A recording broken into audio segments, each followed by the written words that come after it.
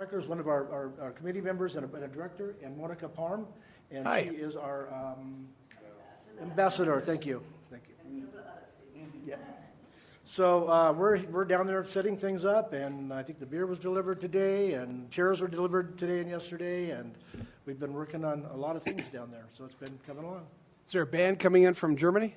They should be coming in tomorrow night. They are coming in from Germany. They've been, I believe this is their 25th year of coming. So I think you had a couple of them were sick last year, right? So you had like a half We band. could only get 2 of them here because they weren't sick. They just weren't allowed in the country. Oh, with yeah. COVID restrictions. But now the whole band? Yep, they're excited. They're really excited because it's been 3 years. Oh, that's exciting. Could you tell people where to go and how to get tickets? And You can go online at germanclub.org or just Oktoberfest in ec.com. I have to double check on that one.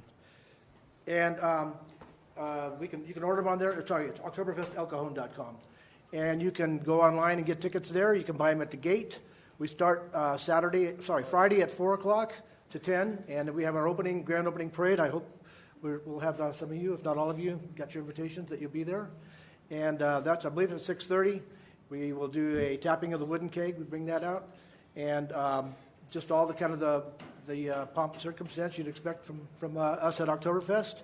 And then Saturday at noon to 10 p.m., Sunday noon to 9 p.m., and that's 2 weekends. so what time's the parade on Saturday?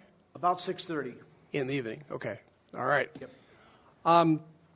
Any questions, or no? Anybody? Well, thanks, Mike. That sounds. Should we come? Should we make sure we eat before we come because there's no food there, right?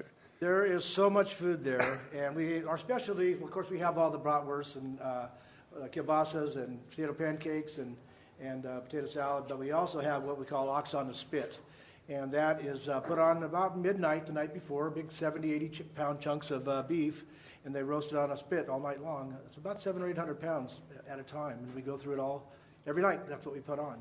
Right. Really, really good, and That's it's very unique. The food's fantastic. Your friends want to say anything, or chance to make a speech?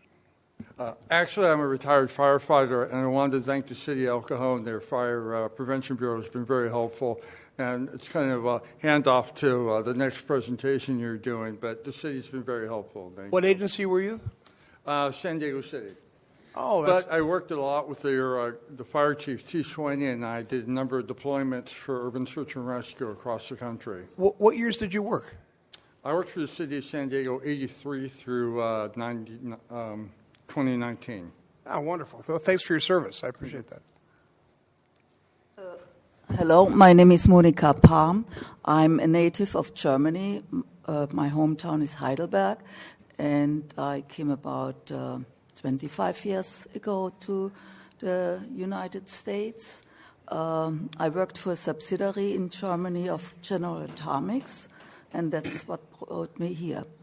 And at the club, I'm the ambassador, as Mike already mentioned, and membership and several other jobs.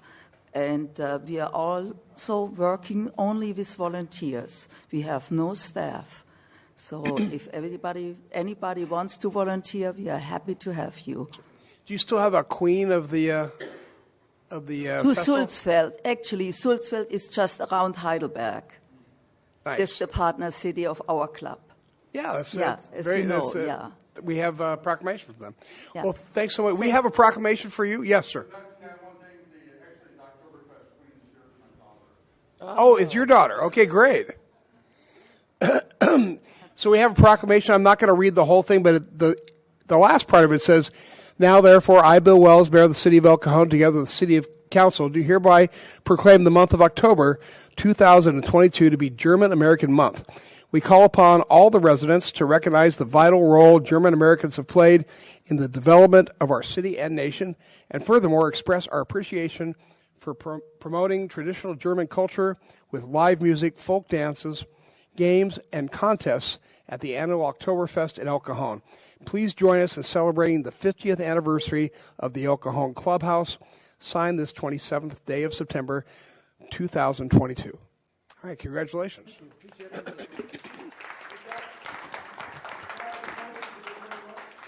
Yeah, you can drop them off. And Mike, before you go away, Uh-oh. Our police want to talk to you. So, no, it's a joke.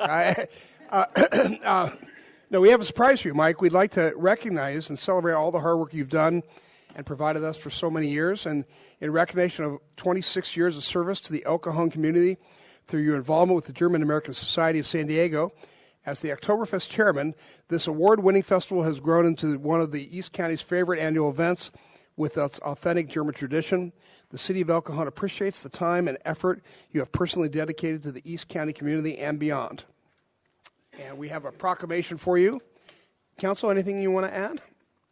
Yeah, very quickly. I just want to thank you, Mike, and your whole committee, all your volunteers. Oktoberfest in El Cajon is such a fun event. You guys run a tight ship over there. It's you work with the city tremendously, and I hope we work well with you and we get you everything you need.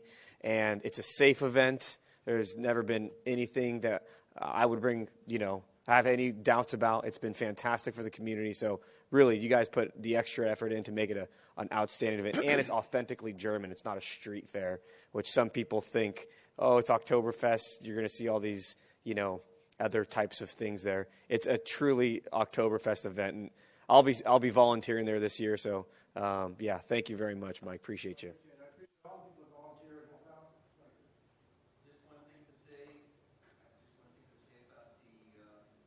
Oktoberfest ausgezeichnet. Danke.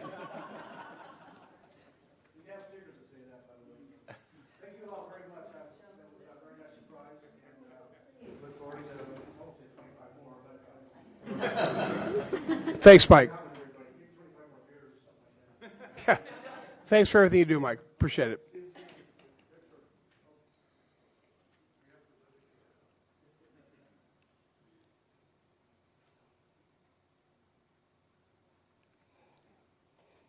All right.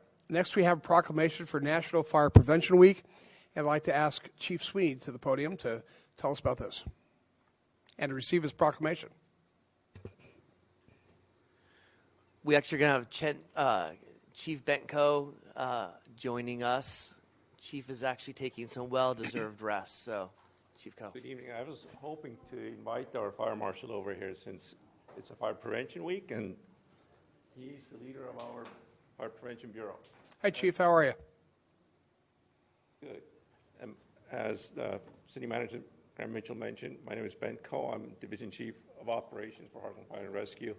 And this is our Fire Marshal, Sean Richardson. And also we have our Truck 6 crew here to support us. Oh, would you introduce the guys? Yes. Captain Jeremy Crass, Engineer Josh Stewart, and Firefighter Danny Padilla.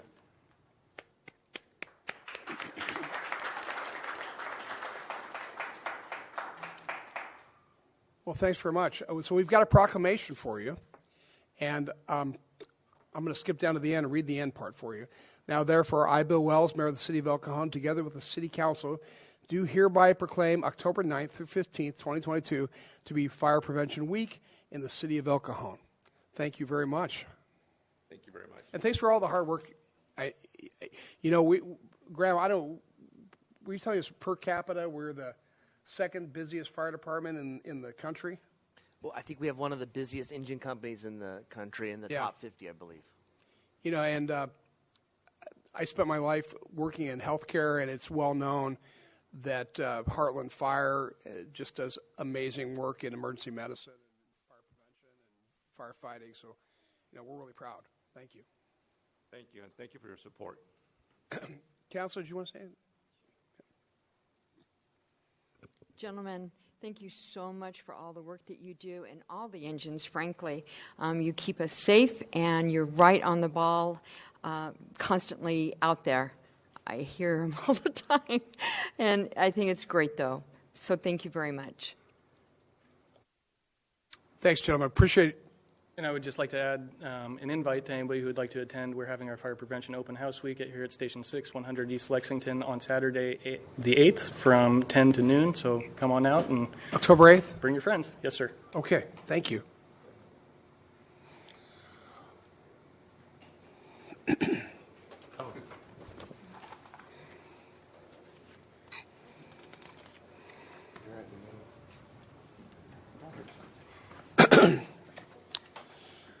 Now we have a proclamation to celebrate Parkway Plaza's 50th anniversary. And I'd like to invite Marketing and Business Development Manager Petra Rich and General Manager Daisy Molina to the podium. Oh, once it's cleared of firefighters.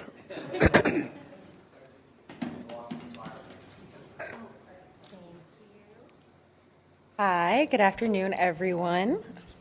Hi. Thank you. Thank you for having us.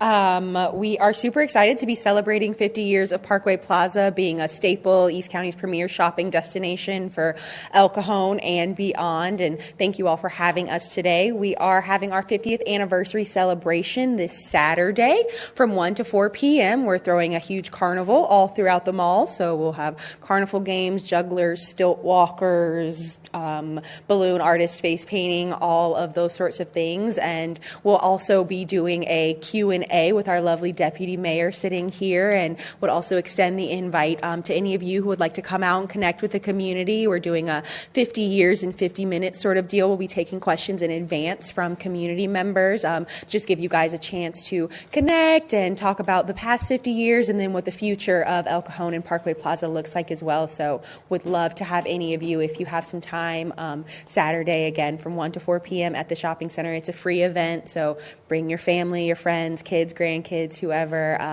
and we'll be celebrating essentially throughout the entire month of October. We're also hosting a large culinary competition on the 15th called Taste for the Space.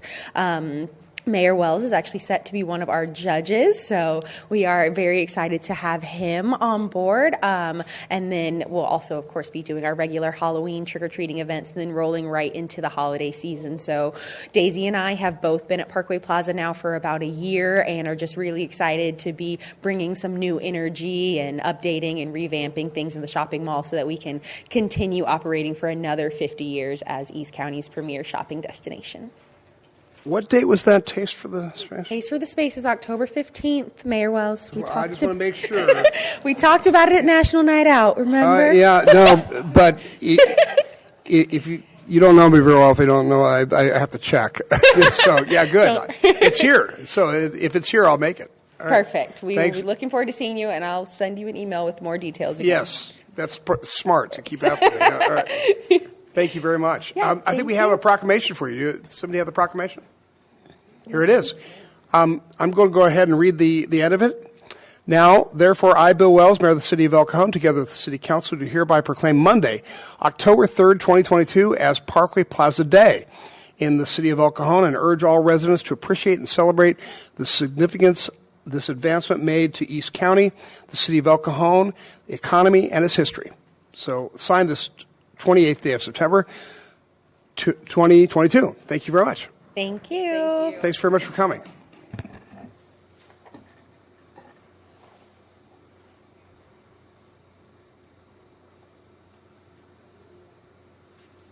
And Graham, I think you have something for us? Yes, Mr. Mayor, members of the council, our employees are a representation or a reflection of not only the city of El Cajon, but actually the community.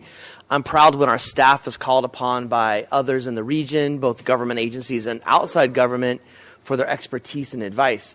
And I think the council recognizes the importance or the role or the talent that our staff has, and I recognize it. But it's really special when other organizations recognize that talent as well. And we could go on for a long list of people that we could recognize, but I wanted to focus on one individual today. I'd like to have Sarah Diaz come up forward, be prepared to say something. But just, Sarah, our director of IT, was recently honored at the San Diego Top Tech Awards as a government honoree. She won the award. This is a huge honor for the city and for her. And I wanted to share a video that was shown at the awards ceremony. I think it's a great promo of not only the city, but frankly of what she does and what she does for not only the city of El Cajon, but for our community. And then after it's done, Sarah, if you'd like to say a word or two, we'd love to have you say a word or two.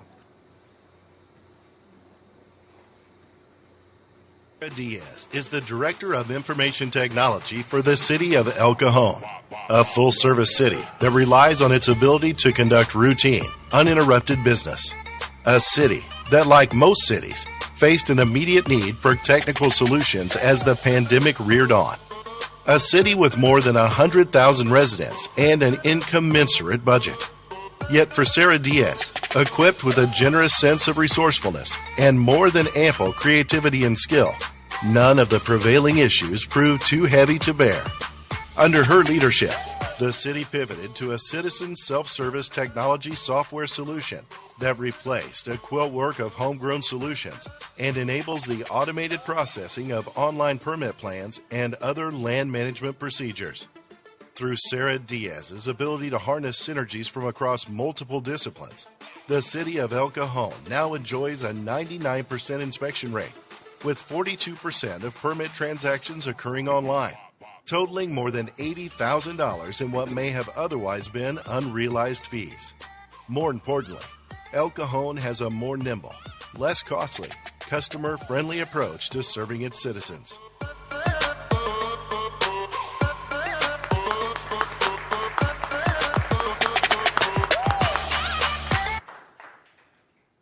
Wow, that's pretty impressive.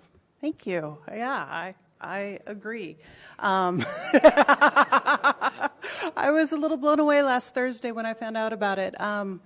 I would like to say, though, that no one person can do everything that the IT department has done over the past years. So we've got an amazing team that all contribute. Also, I was really happy that the video focused on all the departments, because especially citizen self-service, or PACO, like we like to call it, has been a passion of mine for a while, but it involves all of our departments, and we're continuing to work and improve and automate, and every single employee in every single department has contributed. So thank you to everybody. Thank you for the support from council. Without your support, we couldn't have done any of this, because it all comes back to funding and project approval. And thank you. Well, before you run away, I think, Phil? Well, I think we're on track. I said it before.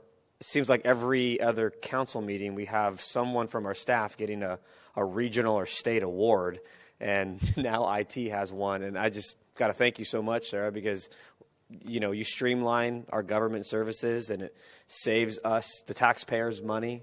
It helps the projects get through quicker. I mean, you pivoted very quickly with COVID. I mean, I've only been on the council for about 2 years, and I've seen you make a large impact. So I hope you stick around here for a very long time and get 5 more awards. So. Oh, yeah. I'm here for 5 more, definitely. Thank you. Michelle?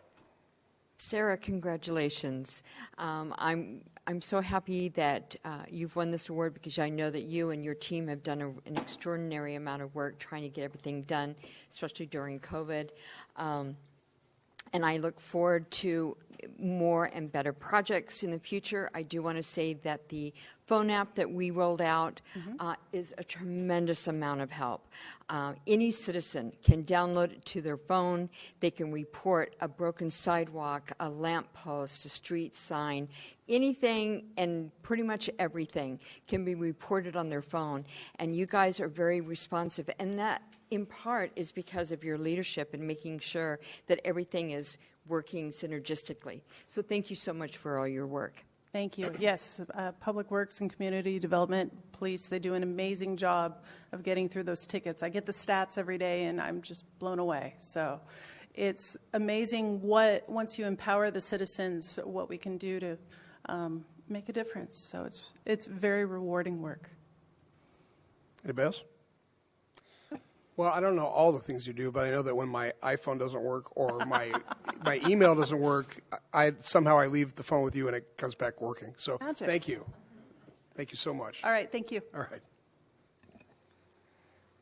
Okay, agenda changes. Staff, do you have any agenda changes? Mr. Mayor, we would recommend actually changing one item on the administrative reports. Agenda item number 11, we think we should be bumped to after agenda item 13. Okay.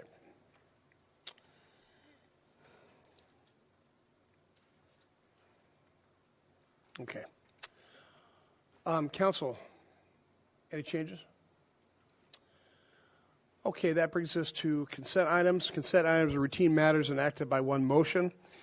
According to the recommendation listed below, with the concurrence of the City Council, a council member or person in attendance may request discussion of a consent item at this time. Council members, do you wish to pull any of the consent items? Staff? No, sir. Angela, do we have any speaker cards for consent items? We do not, sir. I'd like to make a motion then to approve the consent items. Please vote.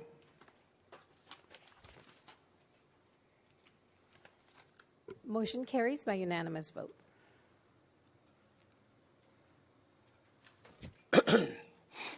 We're now at public comment. At this time, any person may address a matter within the jurisdiction of the City Council, Housing Authority, successor agency to the El Cajon Redevelopment Agency that is not on the agenda. Comments relating to items on today's agenda are to be taken at the time that the item is heard. State law prohibits discussion or action on items not on the agenda. However, City Council and Housing Authority members may briefly respond to statements or questions, and an item may be placed on a future agenda. Angela, do we have any speaker cards for public comment? We do, sir. We have one from Ibrahim Ahmed. Hello, welcome. Thank you, Mayor Wells, and honorable members of the council. I'm Ibrahim Ahmed. I'm a policy advisor to County Board of Supervisor Joel Anderson on issues related to homelessness.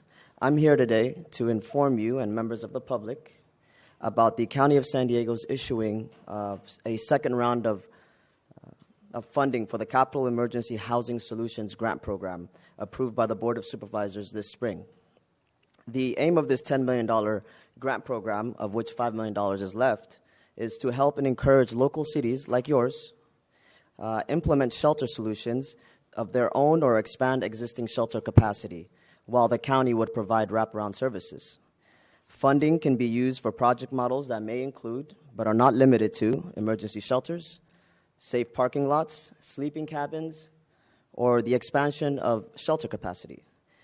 I've provided a one-pager that gives you a breakdown of the application process, in addition to the application package evaluation criteria and other pertinent information. I've also provided a breakdown of the FAQs, which most of you, I'm sure, would have a lot of questions related to this program. The deadline for this program is October 11th, 2022, and county staff will actually be holding a cities-only, not open to the public, listening session set for this upcoming Thursday at 2 p.m. And thank you for your time, and feel free to reach out to me directly if you have any questions. My contact information is on the one-pager. Thank you so much. Let's see if there's any questions for you. Questions? All right, thanks. Thanks for coming. No more speakers, sir. Okay. There are no written communications and no public hearings on today's agenda.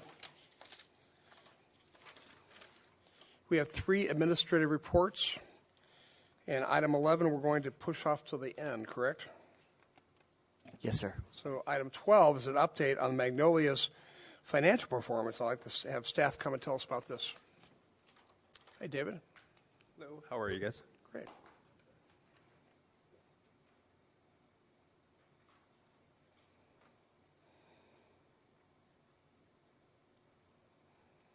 Right.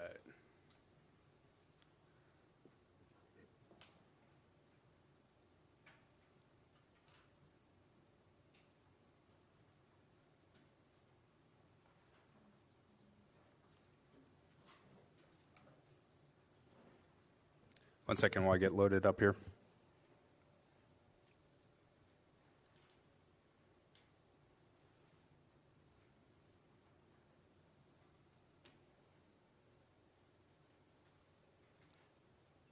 Normally, my computer doesn't take a few minutes to think. Today, it is. If you were in your office by yourself, it would work perfectly. Yeah, every time. Can you guys see that? Oh, you can see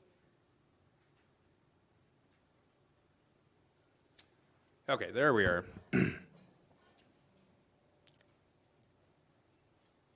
Okay, good afternoon, Mayor and Council members.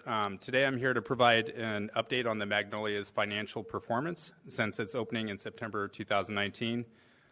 Following my brief presentation, Paris Landon, the Magnolia's general manager, is going to step up, talk about some of the recent shows that we've had and also some of the exciting shows coming up, and provide some insights about our customers. Before I dive into where we are today, I wanted to provide a brief overview of where we were back in 2009, prior to closing the East County Performing Arts Center. Back in 2015, the city signed a management agreement with Artbeat Management, a subsidiary of the Christian Youth Theater. As part of the agreement, Artbeat agreed to provide 10 headliner acts per year, but unfortunately the group fell short of that goal. In 2006, the target was amended out of the agreement, with the group citing high costs and its inability to compete with the ticket prices at local casinos.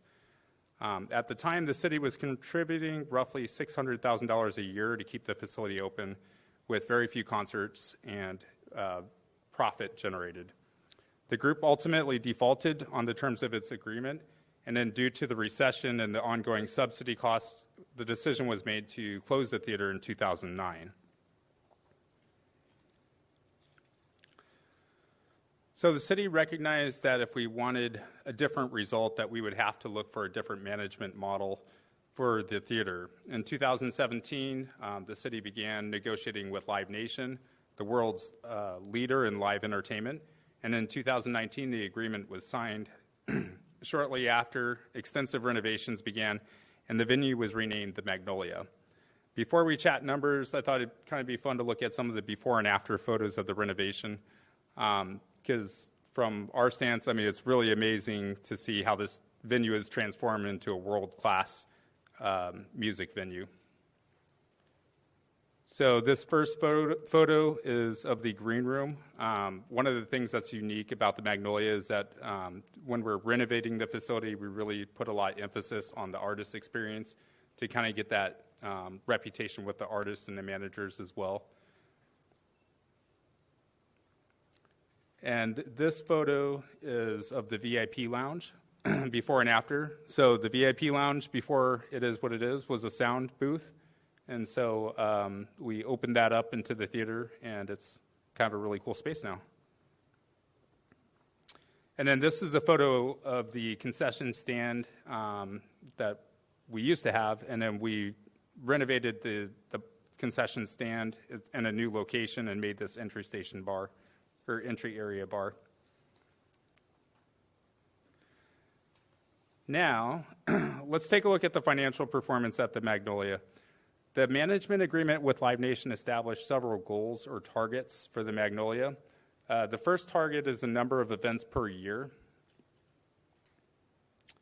There we are. This graph shows the target versus actual number of shows at the Magnolia for the first 5 years. Oh, there's the big screen coming up. This is because the Magnolia was closed in March 2020 due to the pandemic and state-mandated closures. In September 2021, the facility was finally allowed to reopen, albeit slowly, as artists were skeptical to schedule shows, and several shows were canceled or rescheduled due to last winter's surge. Despite the slow return to normal, Live Nation still managed to exceed the target numbers of events by the third year. The fourth year is displays that orange bar there is actual confirmed shows for the last half of 2022, or the first half of this fiscal year. As you can see, we are well on our way to exceed this year's target of 60 events, at least meet, if not exceed by a bunch. The second target established in the agreement was in the form of pro forma, or financial forecast for the facility. This graph shows the Magnolia's AOI, or adjusted operating income. The AOI is what remains after we deduct the show expenses and fixed expenses from our revenues. When the agreement was signed, we anticipated that the facility would operate with a negative cash flow for the first 5 years, as you can see in this pro forma. The blue bars on the graph show that the pro forma expectations with a negative AOI of roughly $325,000 annually. The orange bar represents the facility's actual AOI performance.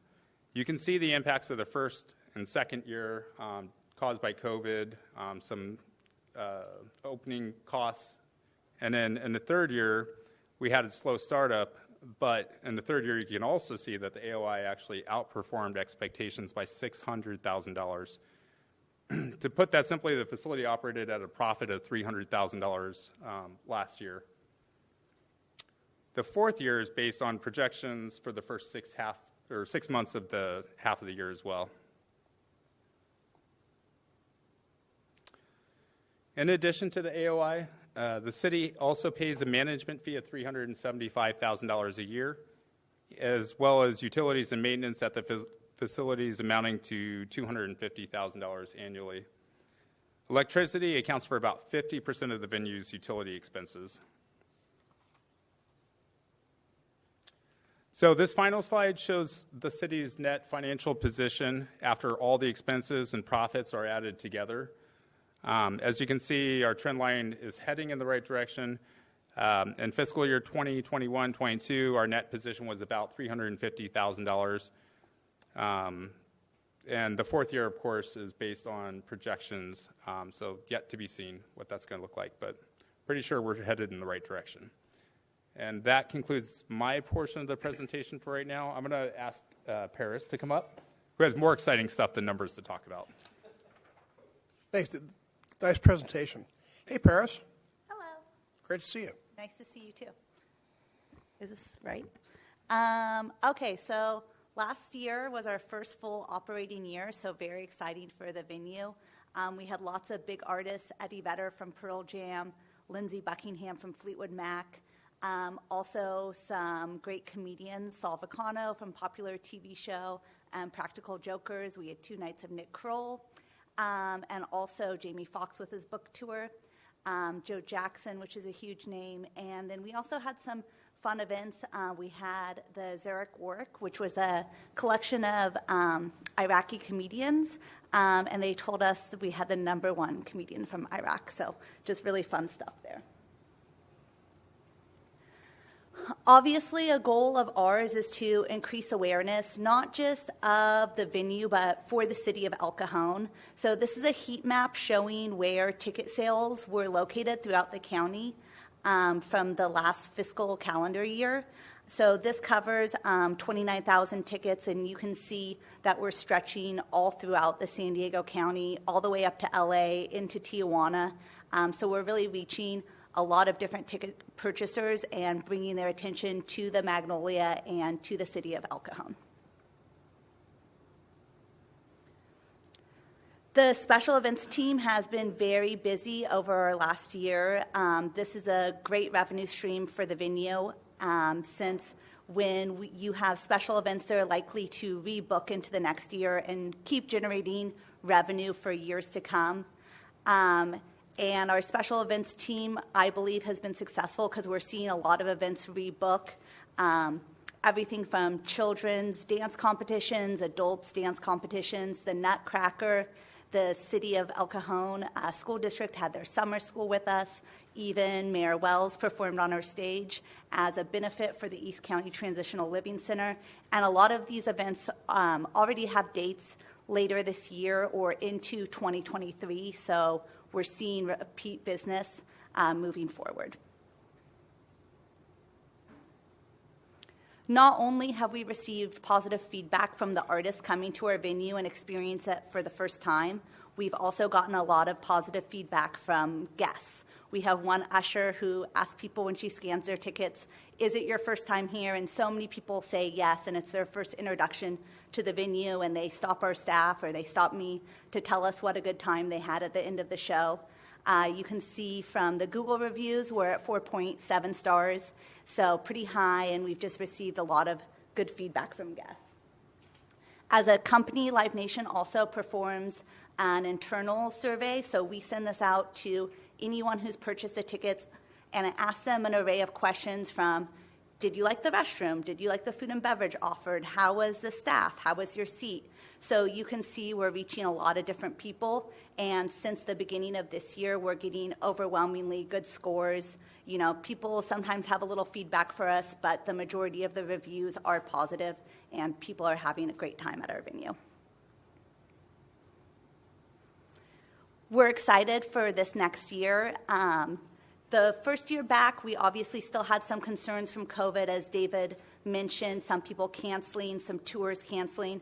So I feel that this upcoming year will be really strong. A variety of events, everything from Boy Meets World podcast to huge acts like Marcus Mumford from Mumford & Sons, 2 nights of Morrissey, which just is huge for our venue, and a lot of upcoming comedians too. We have Kathleen Madiga, Alton Brown, Brian Reagan, Nick Swardson. So a lot of fun stuff coming to the venue, and different events too, like Disney Junior, Peppa Pig, Yes. So we're excited to see an array of venues come to the venue. An array of events come to the venue. And overall, we're just happy to be here, happy to be part of the community. We love seeing the shows come through. Our staff loves working here, so thank you so much. Thank you very much. Let me see if there's any questions for you. No, I guess you covered it all. You know, I got to tell you, it's a great venue. I've seen probably 6 different concerts there this year, and it's funny. Everybody usually stands up the whole time. And it's funny, a lot of the acts bring out the gray-haired folks like me, but it doesn't like change the energy at all. Everybody's yelling and screaming the whole time. It's a lot of fun. Those might be the events you're choosing to come to. You got to come to No, Junior. no, see that's harsh. Oh, yeah, you're probably right. Okay, all right. Well, we'll have to ask Phil what he thinks. He's part of the younger crowd, but. No, thanks. You're doing a great job. The energy is just really nice, and I have lots of people come up and talk to me anecdotally, telling me how happy they are about the whole vibe of the facility and how much fun it is to see a show there. So thank you. Love being here. All right, David Moore. Nope. If you guys don't have any questions about the financial stuff, sounds like we're good. Steve. Not a question. I think it's a comment. I think everyone was concerned when we started this venture years ago that would this, again, need $600,000 of city money to keep it afloat.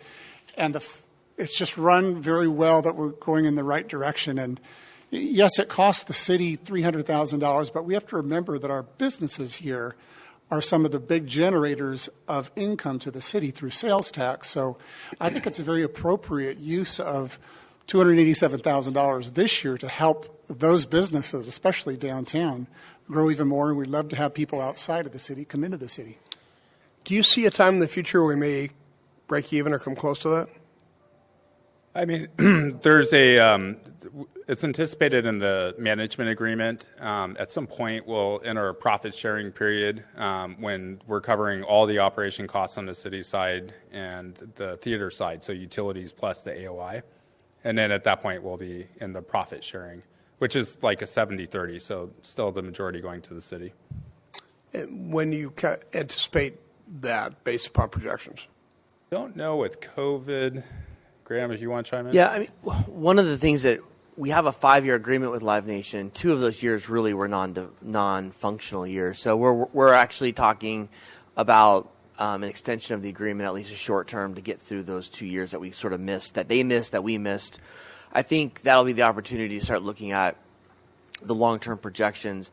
I mean, the reality is we always, I think, assumed that there would be some cost because there's a benefit of bringing people into the city. It's just part of the cost of running a city. So is it going to be a massive moneymaker? Probably not. But if we can get to that break even, I think that's the goal that we're striving for. Well, that would be a huge win. Phil? You've probably already thought about this, but with regard to the operating expenses of the Magnolia, it seemed like the electricity costs were the lion's share of that, somewhere around 50%. You've probably thought of solar. Is that a project in the future that you've looked at to offset that cost, or is the roof not big enough to take that on? We have looked at it. It's hard. It's deceptive until you get up on the roof. Mm-hmm. There's not a lot of roof. Yeah. So there's some challenges there. Yeah. It's an older facility, so there's some engineering challenges. So it's something we thought about. I mean, ultimately, because the city has one big bill, it doesn't really matter where that solar is, right? And so we are working on a project right now with solar arrays. on the police station and other locations in the parking lot. And so as those come online, it won't be directly defraying the cost of the Magnolia, but it just goes into the overall pot. Thank you. Okay, thanks, David. Appreciate it. Thank you. Thanks, everybody from Live Nation, and we appreciate you being here. Okay, so we're going on to 13. Item 13 is an update of the County of San Diego's motel voucher program, and I'll ask our city manager to tell us about this item. Mr. Mayor, members of the council, let me get my presentation loaded here.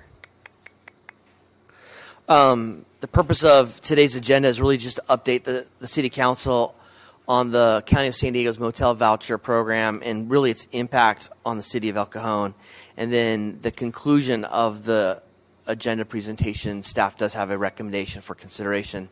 But just as an outline, first of all, I think it's important to provide some context to this program and to what the city of El Cajon has been doing. So I wanted just to spend a few minutes talking about the point-in-time count data that was collected by the Regional Task Force on Homelessness, or on the homeless.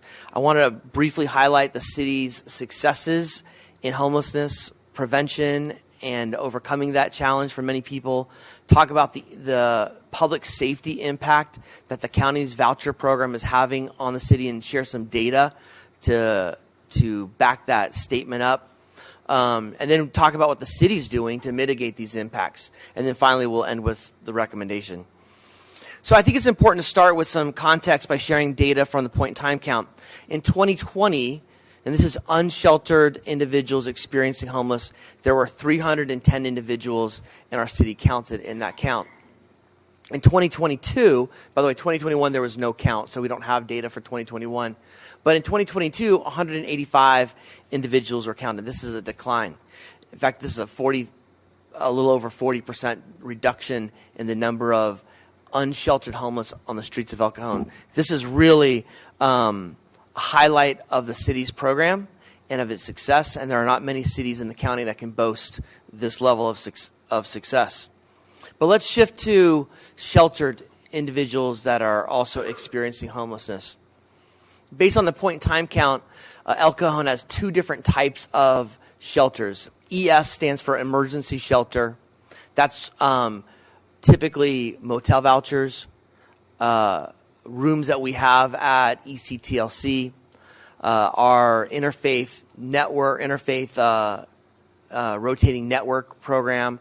And then there's also transitional housing, which are longer term, typically 24 up to 24-month shelter for those that are going through a program. YMCA, for example, runs a program throughout the county of San Diego, helping those that were in the foster care system transitioning into permanent housing. That would be an example of transitional housing. So based on the point-in-time count, and this is a number we don't derive, this is from the Regional Task Force on the Homeless, they said that we had 301 units in 2020. Moving to 2022, all of a sudden we had 683 emergency shelter spaces and 440 transitional housing spaces, over 1,000 spaces. As you recall, when this number was published, staff was a bit shocked and tried to understand where this number came from. And frankly, we never really got a great answer. There were some convoluted answers and some coyness, but how we derived at 316% increase is still unclear to staff of how that occurred. However, it does beg the question, did the County of San Diego help contribute to this number? And I think it's important to recognize this because you have, as a council, have received letters recently from the Regional Task Force on Homelessness citing this number, and I'd even say using their number as a club or almost weaponized against the city of El Cajon, as have county leaders. If this number, in part, is created by the County of San Diego, it's staff's opinion that it's awfully disingenuous to use that number against the city. I still don't know how 683 emergency shelter spaces were calculated, because even if you take all of our motel rooms, that would mean the majority More than half of the motel rooms in the county of San Diego, or in El Cajon, were converted into motel shelter or emergency shelters, which I just don't think were the case. So hopefully there's some clarification or some clarity of how the regional task force came up with this number, especially if it's going to be used in press conferences and in letters citing to the city of El Cajon. The other thing I did is I looked at was 2022 or 2020 just an anomaly? So I went back and I looked at a longer-term perspective, and lo and behold, there was clearly, again, these are not our numbers, these are Regional Task Force on Homeless numbers. There was clearly a spike in 2021 and 2022 of emergency shelters. And I have to think that a lot of those was the commencement of the county's voucher program. And if you look at when contracts were signed and when you look at some crime data, you'll notice the correlation. I also thought it was important to look at, dive a little bit deeper into these sheltered spaces that we have and kind of understand what does that mean on a per capita basis? How does the city of El Cajon compare to other cities in the region? Really to see, is El Cajon being a team player when it comes to homeless solutions? And I think you can say that El Cajon is not only a team player, frankly, El Cajon should be the captain of the team. We have 10.9 homeless people sheltered in El Cajon for every 1,000 residents.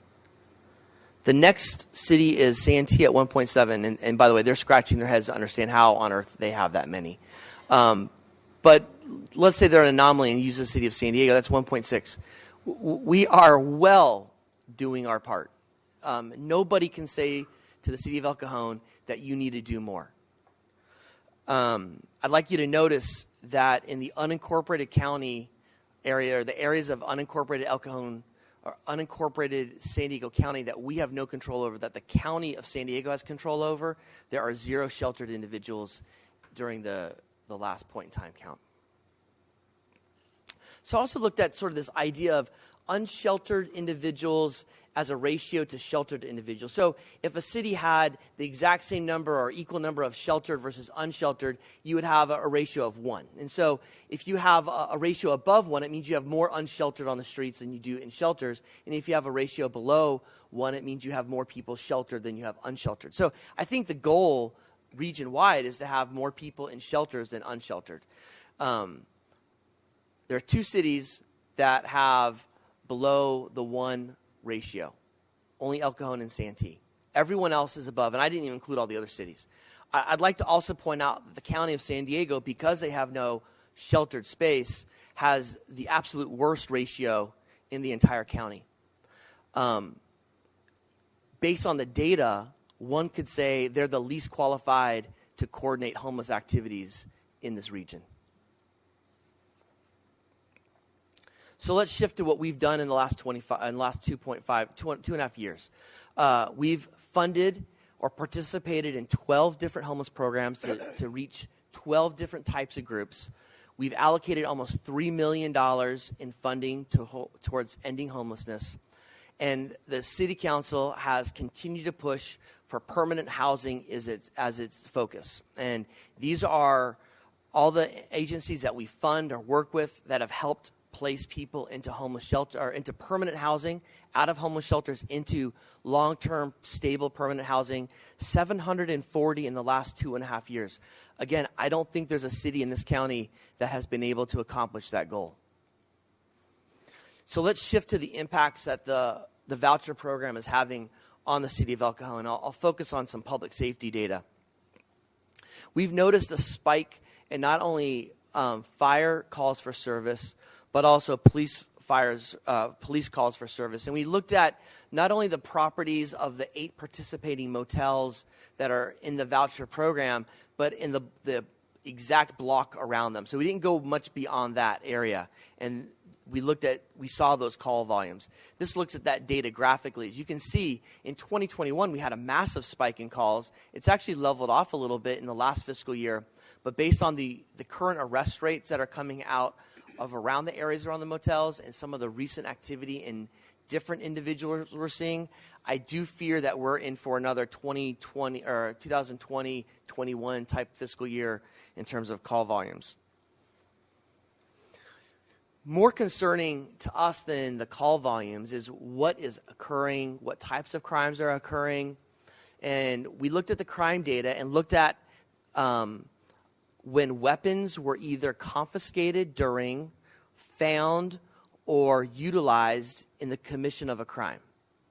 We found that pre-voucher years, there was 39 weapons confiscated or collected or used. Post-voucher, 91. Guns, specifically, it went from 8 to 19. Those are 133% increases or 138% increases in weapons on the streets of El Cajon that are being brought in that we think are correlated to the voucher program. Clearly, El Cajon is not as safe as it was pre-voucher program. We also looked at either the value of property damaged or stolen in the commission of crimes in the 2 years preceding the voucher program and the 2 years following the voucher program. Again, a 24% increase in property damage or stolen goods. Again, we think there's a strong correlation that there is a negative impact that the voucher program is having on the city of El Cajon. Now, we've talked about this in the past. The city uses voucher programs. We think there's some value there. The only thing we're asking the county to do is to spread that wealth, to be more equitable in its placement of homeless individuals, to stop importing people from outside the county or outside the city of El Cajon into El Cajon, and to do a better job managing the properties that they currently have. So it's all well and good to complain about somebody else, but I think it begs the question, what is the city of El Cajon doing about it? We've met with the motel operators, and this came about because we issued citations or notices, or warning notices for zoning violations, which we still contend exist. We met with each of the motel operators last Friday. Very fruitful conversation. I think they have as much frustration with the program as we do. Like anybody, they assumed the county of San Diego was in lockstep with the city of El Cajon. And we're shocked to find out that we were learning about this after the fact. They also asked for some help from the city and from the county to help vet the individuals that are coming to the city of El Cajon through the voucher program. We've also asked a series of questions of the county that was asked almost a week and a half ago, and those questions are included in your staff report. Staff, as of the beginning of this meeting, in fact, during the presentations, I checked my email, have not received an answer to those questions. I would like to take this time to make amends with a county staff person specifically.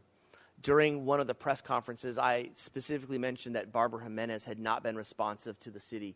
And I got to say that I was wrong in saying that. She has been very responsive to the city, has always gotten back to me.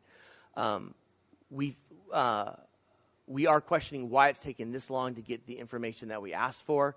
But Ms. Jimenez has been very helpful to the city and is an ally to the city. We've also taken an effort to use our law enforcement tools to ensure that laws are being abided by, not only for the protection of our community, but frankly for the protection of the people that have been placed in the voucher program. So in the last week or so, we've been doing some specific details and have yielded some massive results. First, I do want to say that it is important to note that the police department for the city of El Cajon has not gone door to door, as is portrayed by some individuals, and including in the Attorney General's office's letter to the city of El Cajon. We think that this false narrative is a way to besmirch the men and women that give their lives, that are willing to sacrifice all to the residents of El Cajon. And I think it's an effort to conjure up anti-policing feelings. And this has never happened, and our police department acts in a very professional way. However, we have been very aggressive in dealing with drug dealers, DUI arrests, and other individuals that have called us for assistance. We're not going to shy away from that. We've made, in over a 3-day period, 40 arrests in or around the motels. We believe that 23 of them are connected somehow to the voucher program. Either they own or possess a voucher, or they were staying in the room, which, by the way, is against the voucher rules, as a guest of somebody with a voucher. Chief Moulton just informed me that today We made 7 more arrests with some more coming in, and about half of them also have connections to the voucher program. Lastly, I think there's some opportunities to think about ways that we can regulate our motels more effectively.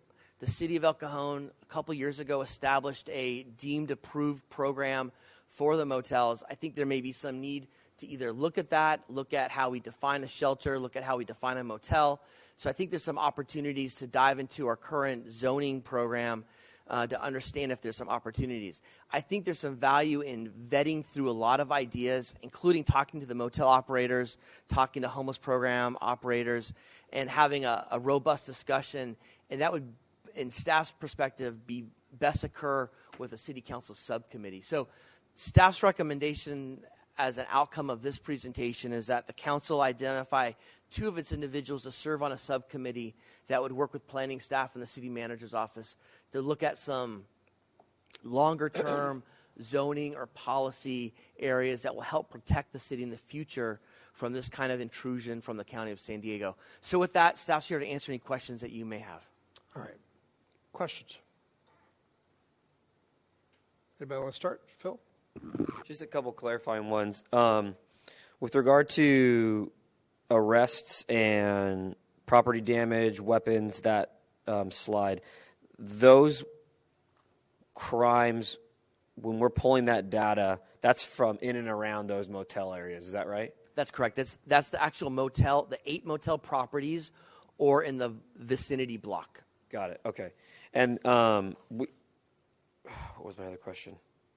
We have existing hotel programs where we partner with hotel owners to try and rehab them and get them to have best practice standards. We've had it for a while, haven't we? Correct. That's the deemed approved program. So right now there's a program that says if a motel has an excessive number of calls for service or an excessive number of code violations, we have the ability to take them into a planning commission and to look at either their existing CU conditional use permit, if they have one, or place them under conditional use permit. I think there may be some value of looking at that ordinance and saying, are there some different thresholds that we need to operate by? Right. Thank you. And there's been success with those. I think there's a handful of hotels that have gone through that program, have really turned it around in the past, hasn't there? We've never had to execute the actual deemed approved. We've gotten close to a few, and a couple of them, because of that, have transferred into different uses. So there are 3 motels in El Cajon that are now operating as a different use housing, actually, and it's affordable housing too. And it's okay. And the calls for service, all that has gone down. Not surprisingly, has dropped almost to nothing. Yeah. Okay. Fantastic. And then 8. I think in the staff report it said of the 18 hotels in the entire county that accept hotel motel vouchers, 8 of them are in El Cajon. Is that right?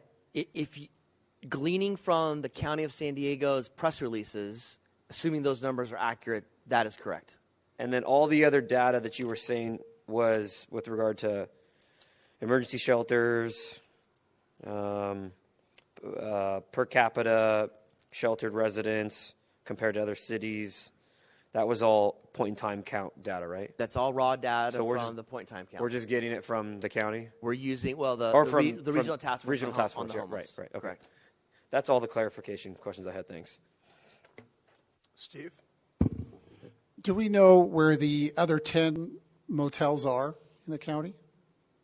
According to the press release, I recall there are 1 in Santee, 2 in Escondido, 2 or 3 in City of San Diego, a couple in Oceanside. There may be a Chula Vista. I don't recall exactly, but those were.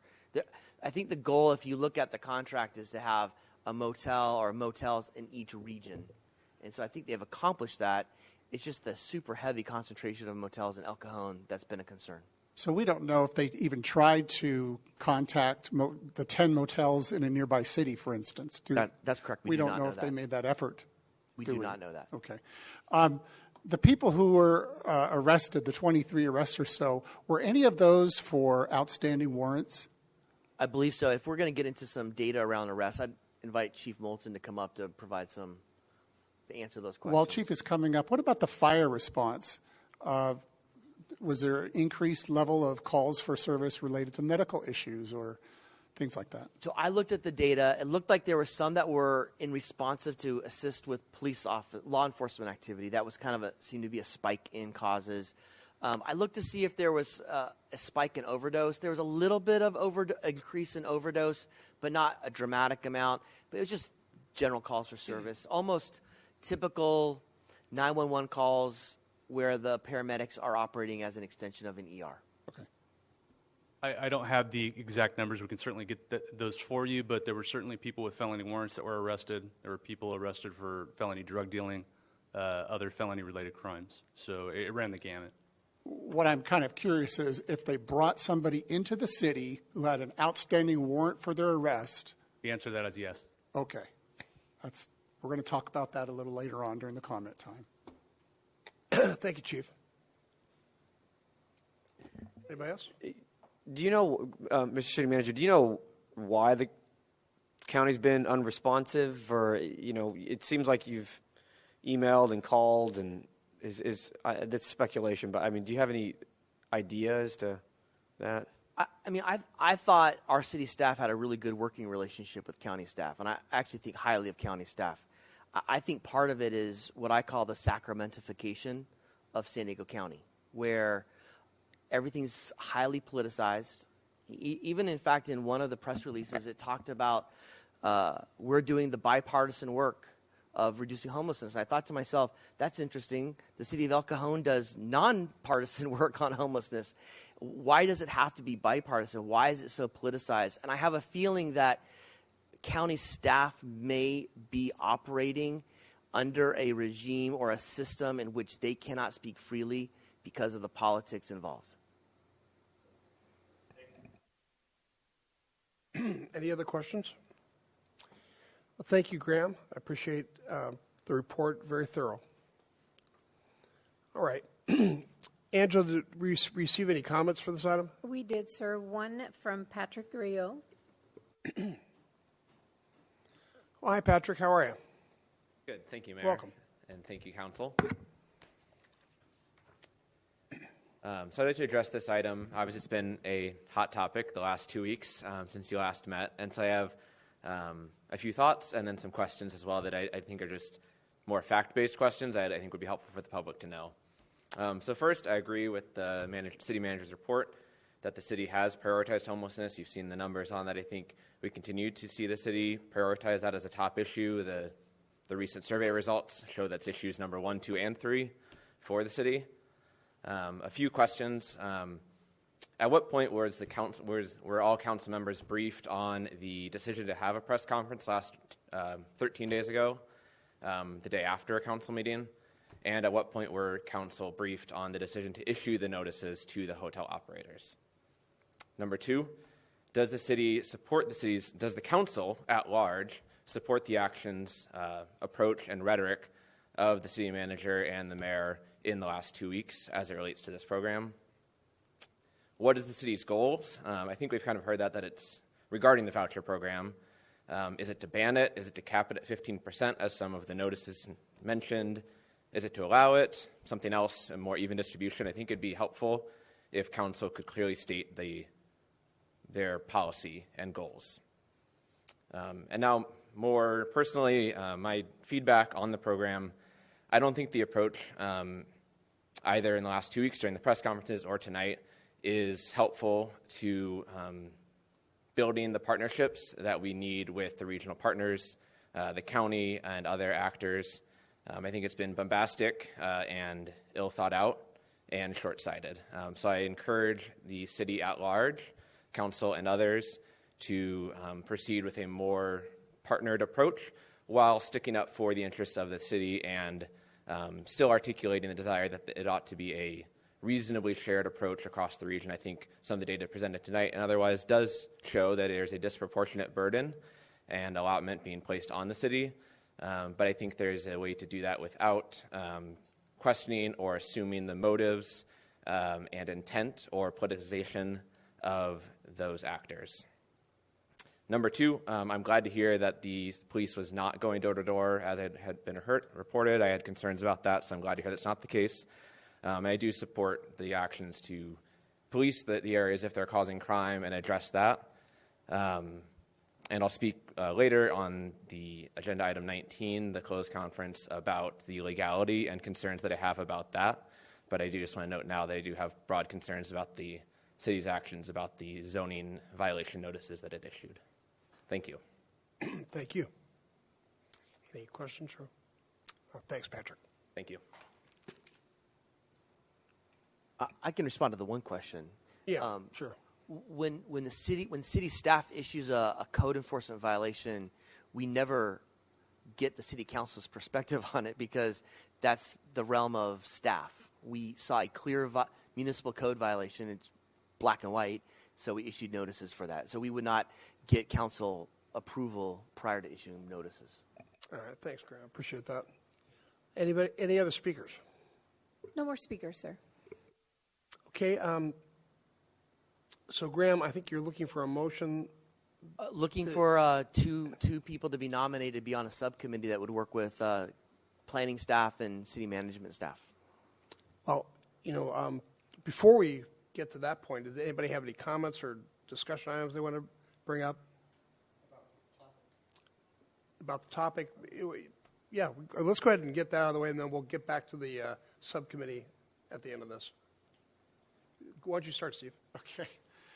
The issue about the motel land use, I don't know that the city has a lot of options when it comes to voucher housing. I have a belief that the fair housing laws probably protect those, especially in California. There's a carve out for sources of income, and you cannot deny a person a place to stay based on who's paying for the room. That doesn't mean that you have to accept that voucher. It just means you cannot discriminate based on that voucher. We know, for instance, not all landlords must accept Section 8 vouchers. If their rent is $3,000 a month and the voucher is $2,000, they're not required to take a $1,000 discount. So, but there is the land use and that kind of fair housing law. I think the city's options are limited in those areas. So I'm not too focused on how do we squeeze this from a land use point of view, personally. What I'm more concerned about is the vetting. We need to protect our city and our people. And when you're sending somebody, and when a contractor is sending somebody into the city who has an outstanding warrant, that's a problem. As a substitute teacher, I had to go through a background check. I had to be fingerprinted.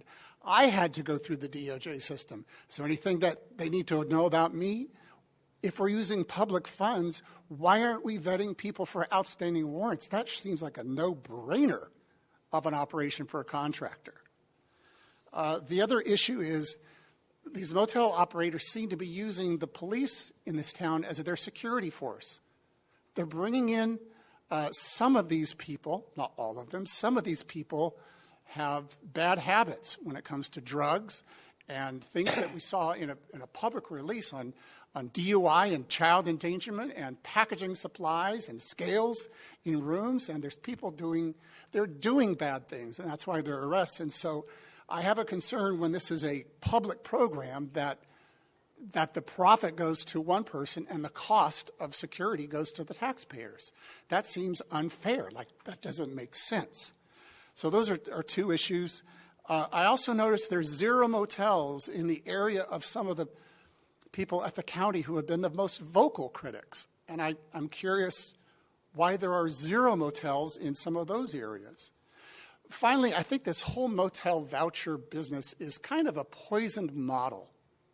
Because once you start accepting more and more vouchers, you chase away non-voucher business. I was told the other day a family showed up to stay at a nearby motel, and as soon as they saw what the environment was like, they checked out right away. So eventually, if you get a reputation for being a voucher-based motel, you're going to lose the tourist business, the traveling business, because they're going to see the environment of this motel and they're going to say, this is not for me. There's one motel owner I listened to. I didn't talk to. I listened to for quite a while. 70% of his business is from vouchers. And we know that a couple other motels were at 100% recently. How do you change your business model from a voucher-based business and all the social media reviews that go with that to return to a tourist-based business? I don't think you can do it. I think you can offer vouchers for a few rooms like we do, probably less than 10%, probably less than 5% of the rooms, leaving the other 95% for non-voucher business, tourist travelers. But this is a bad model to use these motels for vouchers for temporary. A big question I have is, at the end of 28 days, where do they go? Do they get the contract says Equus has to say where they got picked up, what date, what time, where they got dropped off to, but there's nothing in the contract that says when the contract is over, what's the responsibility of the contractor? Are they returned to the place where they were picked up? We don't know because there's nothing in the contract. That's a terrible, terrible factor in that contract. I know that the sheltered count went up so much because it went from 3.2 million in 2020 to 18 million in 2022. Almost a ninefold increase to this contractor. So of course they're going to try to place more people in motels. They're required to do at least 350 per night according to the contract. But the motel thing is a bad model. And unfortunately, we've had motel owners in El Cajon think this was going to be a good thing for them in the long term. I don't know how they make money and stay in business without keeping accepting vouchers. Anybody else? I talked to a mom the other day for quite some time. She's a mom with a teenage girl who's disabled. And she's living in one of the motels down the street on Mollison above a liquor store. No mom should have to be there in a crappy hotel. She can't find any other place to be. But we have an obligation to try and help her, but we also have a big obligation to the residents. No resident should have their child's bicycle stolen by the thieves that are living in the motels on a voucher program that have been brought here outside of El Cajon. They have no sense of community when they're coming in from out of the city. I talk to people all the time that are homeless and asking them, trying to get them into ECTLC, trying to get them help. The vouchers are a good idea in the beginning, but it's gotten out of hand. And we can't just bring everybody and their brother from around the county to El Cajon because we happen to have the most motels. How is that fair to the residents here? Because everything is being impacted. Everything is being impacted. The theft, the trash, the drugs. There's a young woman who is missing right now. She's been missing since February. Good chance she's been trafficked. Who knows where she's been trafficked, because we've already had a girl from Santee that was trafficked at the North Magnolia encampment. We have to protect our children. We have to protect our neighborhoods. And this is not a NIMBY idea, because most of you know I was homeless as a teen.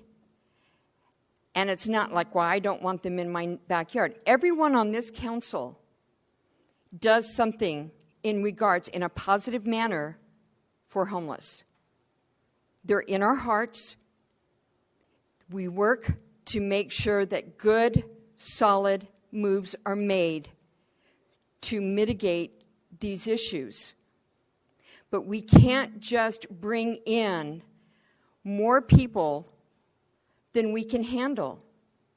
If the county had said, hey, we need 50, 60 beds in El Cajon because we don't have anything else. And by the way, we'll give you X amount of dollars to help with the extra resources that it's going to take to, the police calls, the fire, etc. We might have been a little bit more amenable, but just to bring them in, and I've been told we don't have to tell you that we're bringing them in, that's not working. That's not working in a non or a bipartisan manner. That is, we're going to tell you, or matter of fact, we're not going to tell you that we're bringing them in. We're just going to bring them in. And we don't care. And if you push us on this, we'll do something else. I've been told that by a county person, a county representative.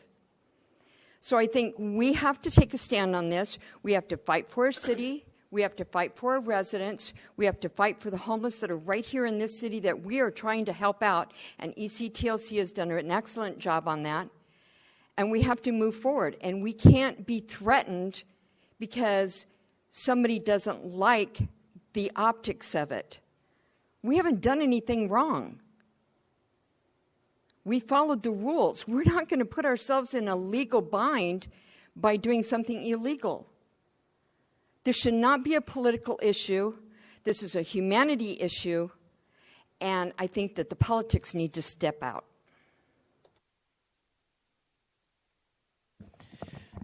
I had a quick question before I go on to comment to our city manager, and it was from Councilmember Goebbels. The county program with regard to vouchers, it's a 28-day stay. Can they, after that 28 days is up, what's the rule? Can they jump into another 28 days at another hotel? Is that my understanding? If they secure another voucher, they would be transported by the vendor to another motel. So anecdotally, I've spent time speaking to folks. The police department spent time speaking to folks. Our fire department did. We heard stories of people being shuttled back and forth every 28 days between two motels in El Cajon. And in one case, someone had been for 5 months being shuttled between two motels in El Cajon and one in Chula Vista. So I think that's the protocol. I think to Mr. Goebels' question is, well, what happens when the voucher runs out and there's not a renewal of the voucher? Where do they go? My sense is they probably go to the curb in front of the motel. Right. Yeah, thank you. So for the public's sake, I want to make some distinctions. There's a difference, and this is from our nonprofit experts who have been working with homeless individuals for decades. I want to make a distinction between situationally homeless and chronic homeless. And when we talk about homelessness, we need to make these distinctions to identify who we're speaking about. Chronic homeless, people who have been on the streets for months, if not years, the large majority dealing with addiction and mental health issues. Situationally homeless, we down on your luck, got evicted, lost your job, single mom, whatever it is.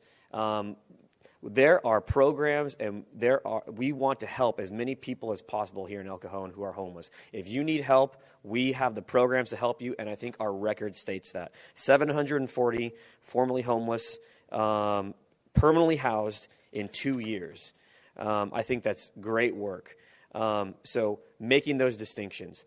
With regard to the voucher program and the criminal element here, that we are, at least my comments, and it seems like the majority of the council's comments are stating and talking about the criminal element with regard to chronic homelessness. Not the single moms, not the people down on their luck. We're not talking about that. We need to make that distinction. I think it's a completely reasonable approach to look at our zoning land use laws and say, wait a minute, these hotels, which we issued a conditional use permit for, were intended to be hotels, not long-term stay, not de facto homeless shelters. It's completely reasonable to take a look and say we need to shift this because the burden of the criminal element is not okay. It's victimizing our residents. Our staff members have been threatened by criminal elements at these homeless or at these motels. So it is completely reasonable to work with the county and say there needs to be some equity with regard to the number of hotels that are accepting vouchers and have a better proportion distributed, because this is if we want to work together, this is a regional issue. So we should have regional approaches and solutions. And right now, the solution is El Cajon, because we're so good at permanently housing homeless individuals. That's been at least the solution that I've seen, is we're so good at it, give them to El Cajon. And that's unfair. In my respect, I would love for our staff and our nonprofit partners to have a meeting with county and other cities and say, look at our successes. This is our model. This is what we're doing. And there's been accusations that we're not compassionate. And I'm going to go out on a limb and speak for some of my colleagues. Michelle Mitchell, our council member, she said she was homeless. I was homeless. And some of my very close family members have been homeless, living out of storage units. I was homeless in college for about 5 months. Steve Goebel brought the tiny home village to El Cajon, a beta test to show proof of concept for a regional approach. And he's at every single regional task force homeless meeting, volunteering. He spends his Saturdays building them with his hands. Councilmember Gary Kendrick has homeless people living in his house in empty rooms. He doesn't say that, but formerly homeless individuals, he opens up his own house with his spare bedrooms to give them a place to live. I haven't done that, and I'd be hard-pressed to know that any other elected official in the state has done that.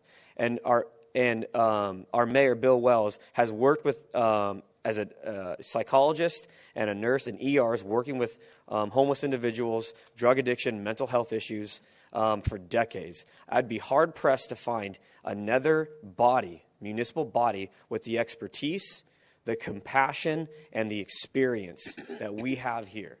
And anyone that says that we're not compassionate about homelessness, it's conjecture, and it's just false, and it's a cheap shot. It's completely uncalled for. So that being said, I would fully support the idea of the subcommittee looking at our current homeless rehab program that we have. I support, with regard to goals, one of the public speakers said, what are our goals? I think screening is one of them. If people are going to participate in this program and you're getting names and you're sitting down with a social worker and you're trying to get them services, I mean, it's going to take 2 seconds to see if they have a warrant. They do it at a traffic stop. Police officers do it at a traffic stop. I'm sure our chief and our law enforcement would be happy to partner with Equus to say, hey, send us your names. We'll do a quick screening and make sure that criminal elements aren't taking up resources that actual homeless people that need them. I mean, come on. This is an easy fix. And if we have the partnerships, and I know our staff is committed to working with the county, I'm positive that everyone here wants to work as a team, because right now it feels like we're doing it alone. So we would love some support in that. That's all I have right now. Thank you. Before we get to the subcommittee, I know you're all tired of hearing me talk, so I'm going to make it real fast. A couple of things I wanted to point out. One of our big concerns was not the fact that the homeless voucher program was in existence. And there's been many people saying that we want to destroy the homeless voucher program. Not true. What we want is equity. El Cajon, little old El Cajon, 100,000 residents, carries the burden of 45% of the voucher program. That's not fair. It's not equitable. Solana Beach has 0. La Mesa has 0. Encinitas has 0. Carmel Mountain Ranch has 0. La Jolla has 0. San Diego, 12, 13 times our size, has 2 of the hotels. We have 8. It's not equitable. It's not fair.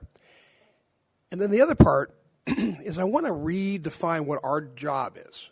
My job as the mayor, these people's job as the city council, these people's job as the employees of the city of El Cajon. Our job is not to fix the regional homeless problem. Our job is to protect the citizens of El Cajon. So we have to protect our resources. We have to protect the livability of the streets. We have to protect people from crime. We have to protect people from filth. We have to protect our firefighters and our police officers who have to do their work in this town. And all of that means that we have a reasonable expectation to ask questions when people are bringing new residents into the city of El Cajon, especially in regard to homeless people, because whether you like it or not, whether or not it's considered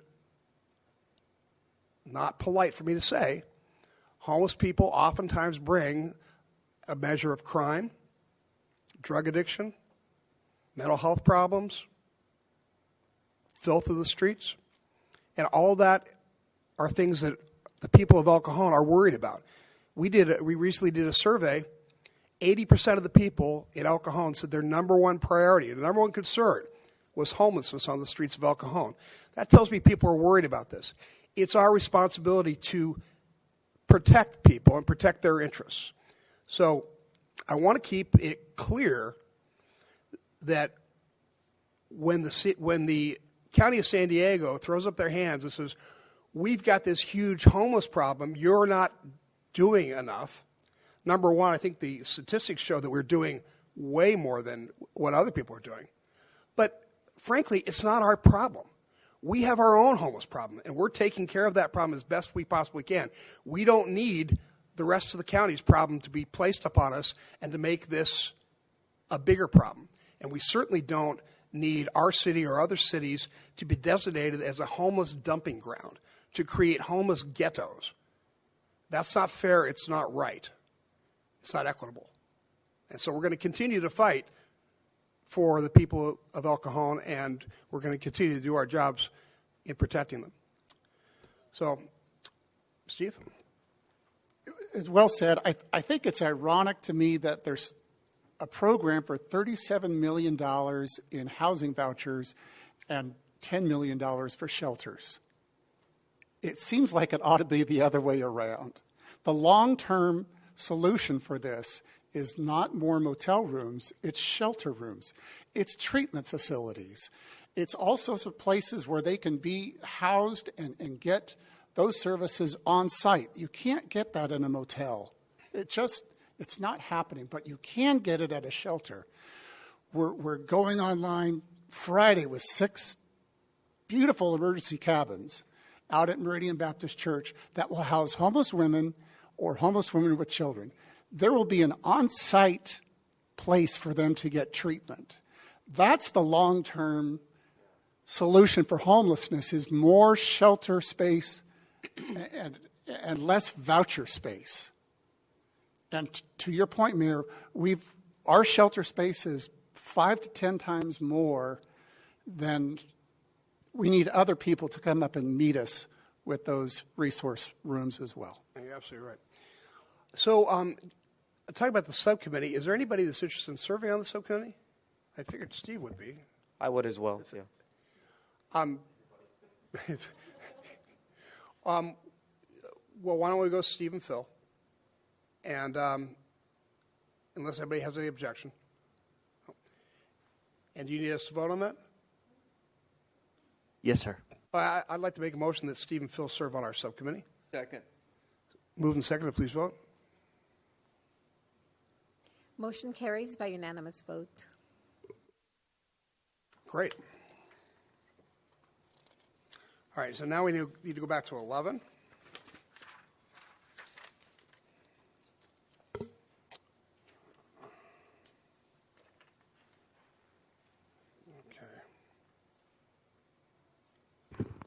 Hold on a second, I'm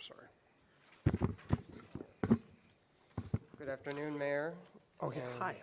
But let me go ahead and read my little thing first. Okay, sure. You got ahead of me. All right, item 11 is an update on potential annual sewer charge postponement program. I'll ask staff to tell us about this, please, and you're on. Yeah, my name is Blake Berenger. I'm associate engineer with the wastewater department in Public Works. What staff had asked, what was directed to staff was to look into the state property tax postponement program and whether the city of El Cajon should implement and manage a similar program for the annual sewer charges that we have now put onto the property tax each year. So I'd like to first kind of go through the questions that were asked of staff and then give answers to each of those to kind of outline how the program works and how staff's recommendation is that we really advertise more the state program as the primary resource for our residents to get assistance. So would this program be promoted actively? And staff would like to say that we have approached the state, and we have gotten their okay to actually promote their own program. They are very happy to hear that we've taken interest in it. So the city is already advertising on our website in one space this program, links to the state program, and we plan to expand that into other pages, even talk to other departments that might benefit from this similar program. So we also anticipate doing some printed notifications from the state program and having those available in City Hall, the lobby. We also would advertise on the actual annual sewer notices for single-family residents to say if you need assistance and you might be eligible, please look into this program.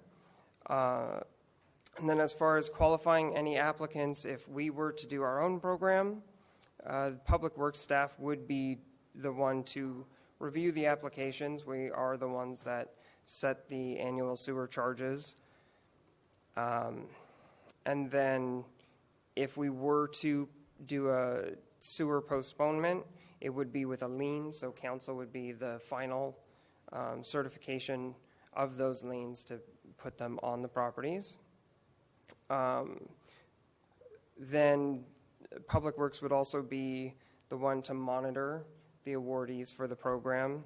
We would keep a list on hand of the liens, and we would also track the balances within potentially our new MUNIS system. Does the state program cover all items on the property tax bill, making this already covered? The good news is, yes, the state actually covers the entire tax bill. They make a payment on behalf of the owner, so City of El Cajon sewer charges would be completely covered by this program. For a city program, would a lien be filed by the city against the property? Yes, liens are the most effective way to secure a debt against a property, and this would be the best way to make sure that a property couldn't be sold or a reverse mortgage or something like that entered into without the city being notified and potentially recouping its costs.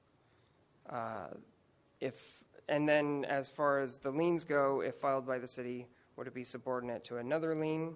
And that is a potentiality, but part of the vetting process of each year would be to make sure there was enough equity in the property that if our lien was subordinate to another, there would still be enough coverage that we wouldn't have to worry too much about it.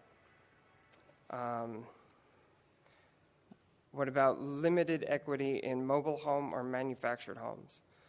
We would not be entering into a sewer postponement program with a owner of a mobile home on lease land.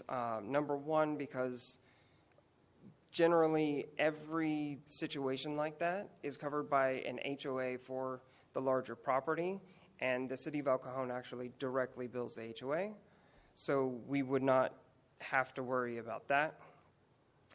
Would the interest rate for our program be the same 5% as the state program?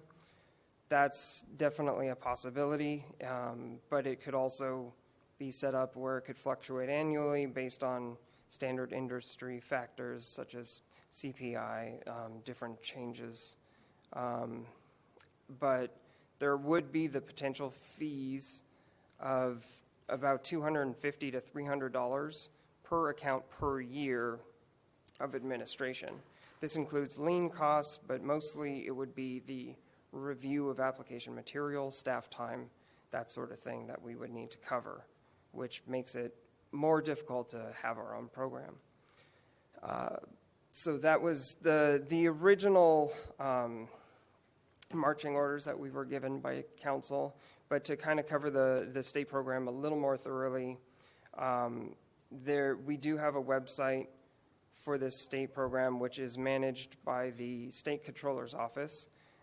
That's on our website now as a link, but it's www.sco.ca.gov/ARD/TAX_PROP_postponement.html.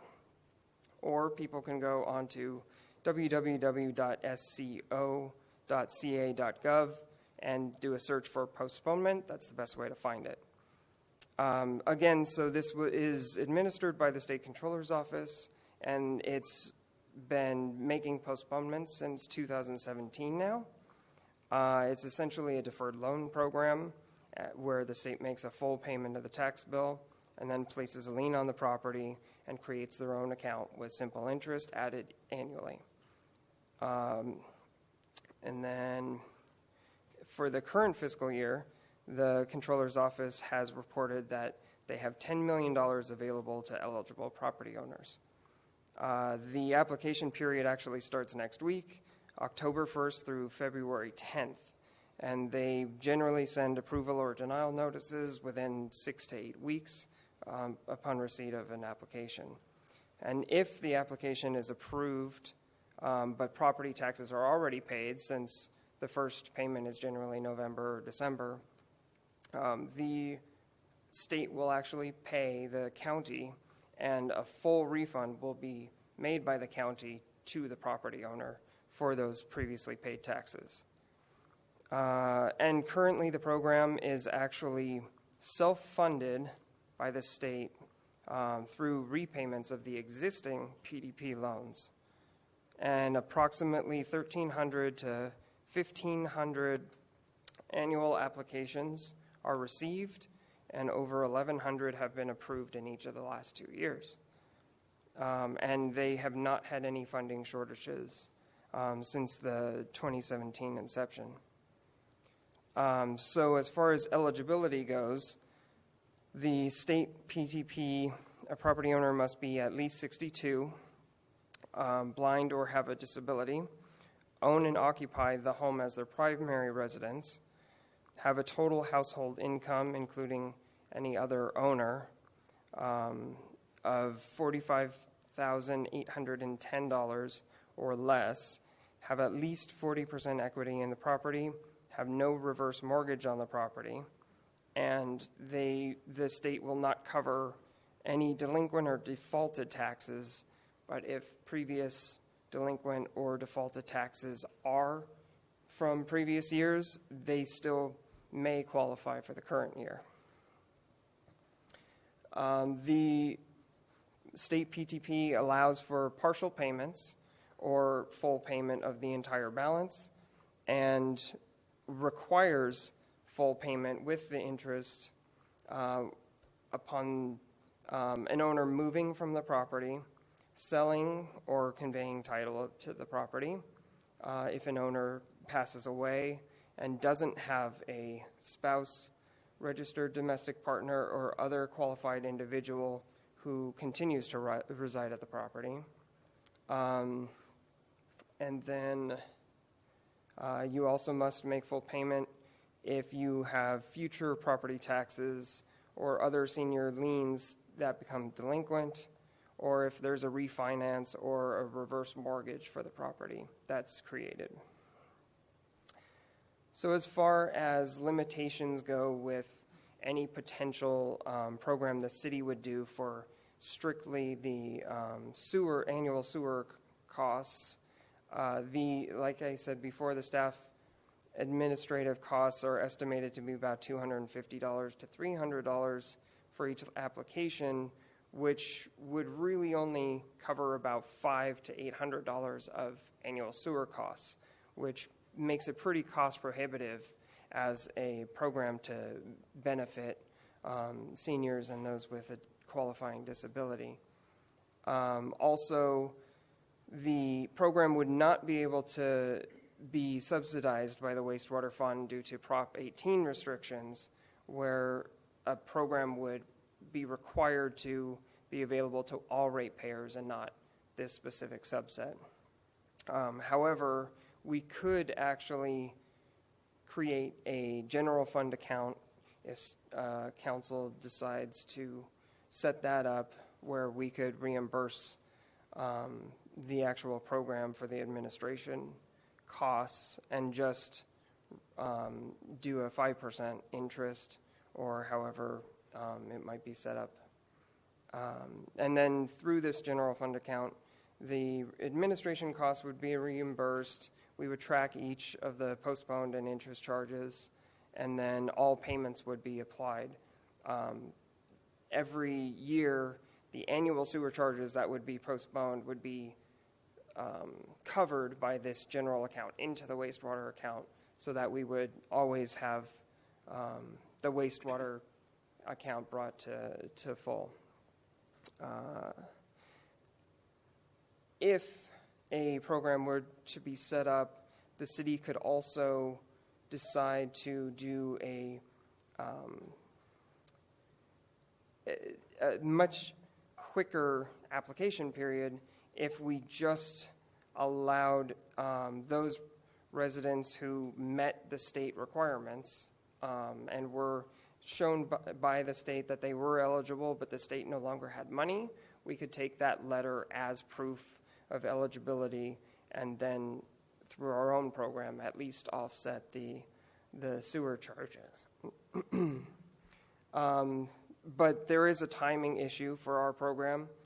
Each year we assess the annual sewer charges in August, but this program does not start application period until October.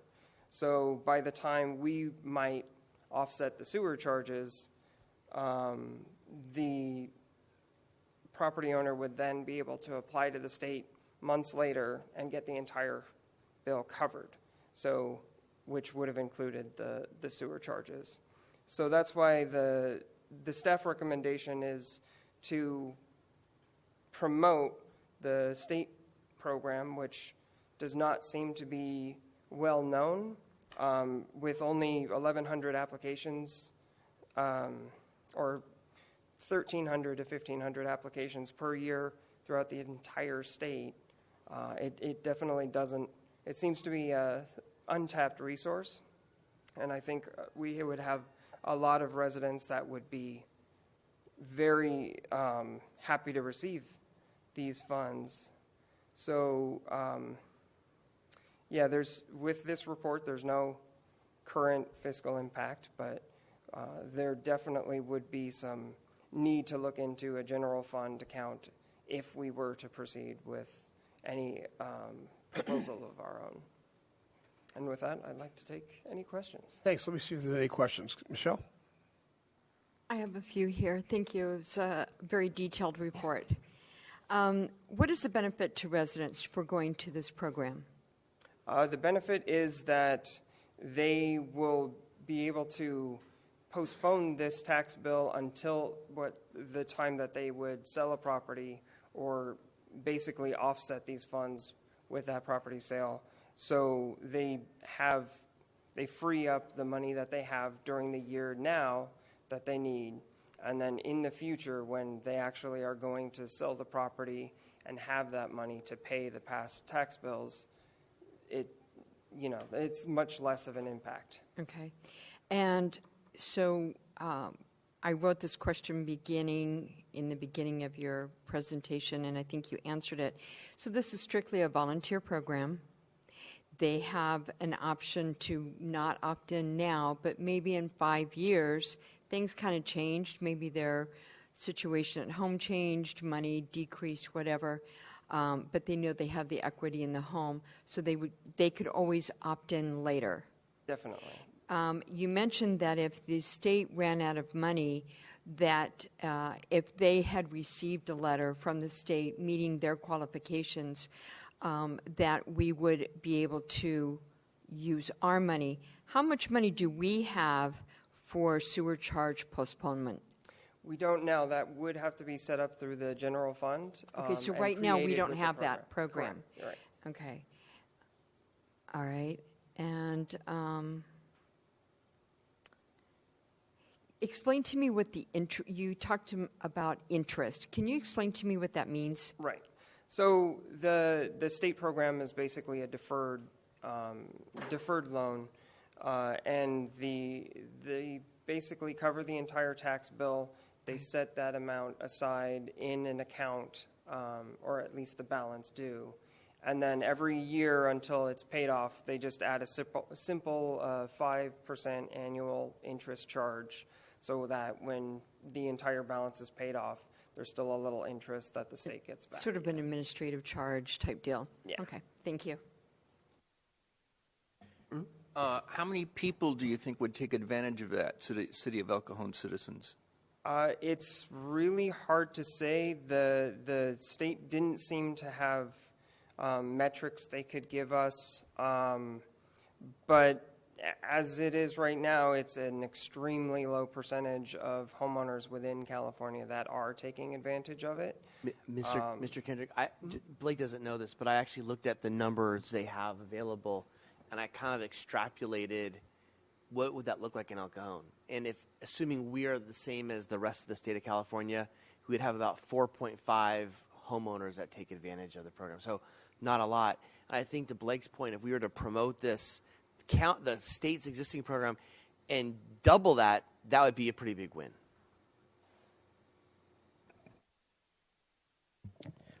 Thanks for the report, Blake. Appreciate all your work on it. So it sounds like, I think when we brought this to staff, we were operating under the assumption that maybe our sewer water charges would not be covered by the state program. We find out it is covered by the state program, so to create our own program would be a redundancy not needed. Correct. Okay. So, yeah, I think it's I would agree with your recommendation in promoting this property tax postponement program. If we run into anyone anecdotally looking for help, or I don't know, do we get the property tax bills that we could put a little flyer in there? Yeah, we thought about that when we do our property tax or our sales tax note, or sales tax, our sewer bill noticing. Yeah. We'll put that in there. And then Yasmin and I were just talking recently that including in the EDCO newsletter.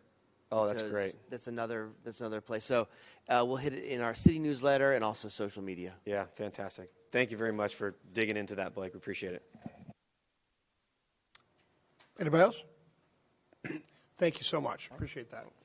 Angela, any speaker cards on this? No speakers, sir. Okay. We only need direction on this item. No motions required. If anybody has any thoughts. Well, I used to be the guy from the assessor's office that would go out to the mobile home co-ops and explain this program. And we still didn't get very many people that would apply for it. But as Councilmember Ortiz said, this is just duplicating a program that already exists. And it's a great program. And they did run out of money in about 2009, and they stopped it because I did this in the early 2000s. But during the Great Recession, hopefully we'll never have anything like that again. But when the state runs out of money, usually we run out of money.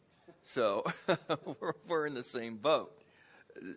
So, and I think the overhead wouldn't justify helping out, 5 people, or maybe even double the California rate, 10 people. So, and it's still there with the state. It does exactly what it needs to do, and it's easy. So I think we just pass this one on by. Okay. Anybody opposed to that? You take that as direction?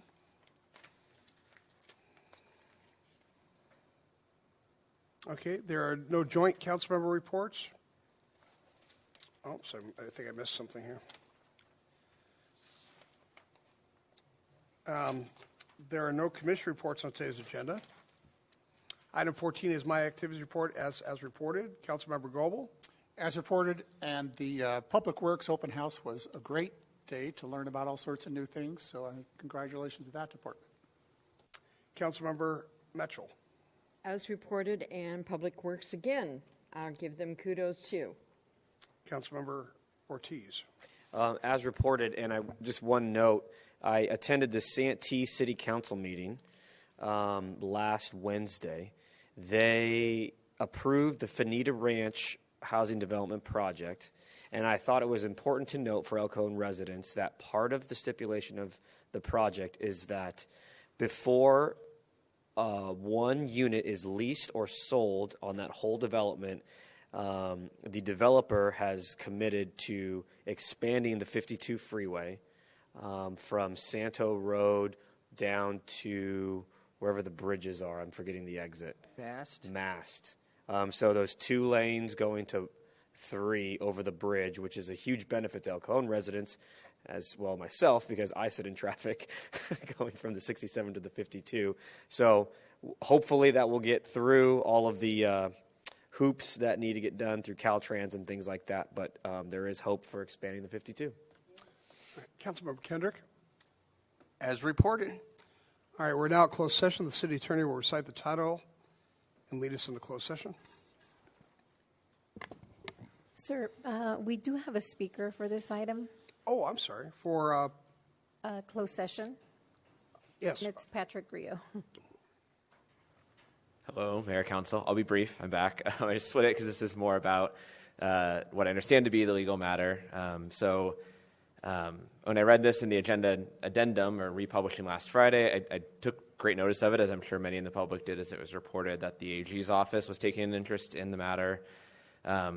I have concerns about as I mentioned before, the actions taken of the zoning code enforcement. I think it ran afoul of this state's fair housing and employment law, and specifically, as Councilmember Goebel noted, the source of income. So I would encourage the council in its deliberations in closed session to direct staff to cease issuing similar notices and to publicly state that those notices have been rescinded. Maybe they've done that and I've missed it, but that was all. I think that's also appropriate to limit the city's legal liability and potential financial culpability because of that. And more broadly, I'm interested to know as well to what extent, if at all, the city attorney's office was involved in the review of the determination to make that action, the content of those notices, and what the advice of the city attorney's office was in that regard as well. Thank you. Thank you.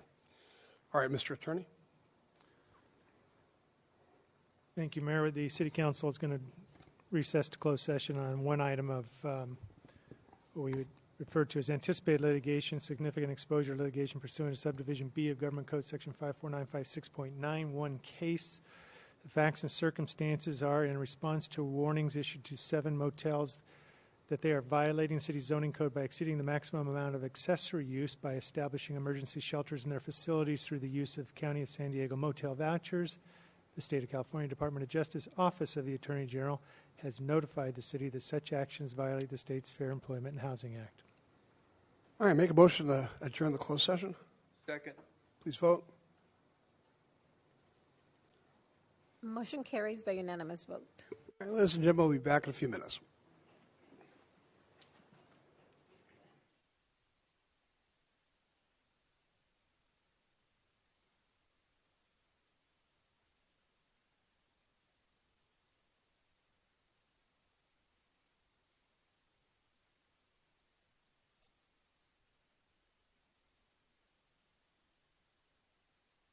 Ladies and gentlemen, we are back. I will hand it over to the attorney, the report on closed session. Thank you, Mayor. The City Council met in closed session for an item of anticipated litigation as described in the city in the agenda. Direction was given to the city attorney. This brings us to adjournment. The adjourned regular joint meeting of the El Cajon City Council, El Cajon Housing Authority, successor agency to the El Cajon Redevelopment Agency, held this 27th day of September 2022, is adjourned till Tuesday, October 11th, 2022 at 3 o'clock p.m.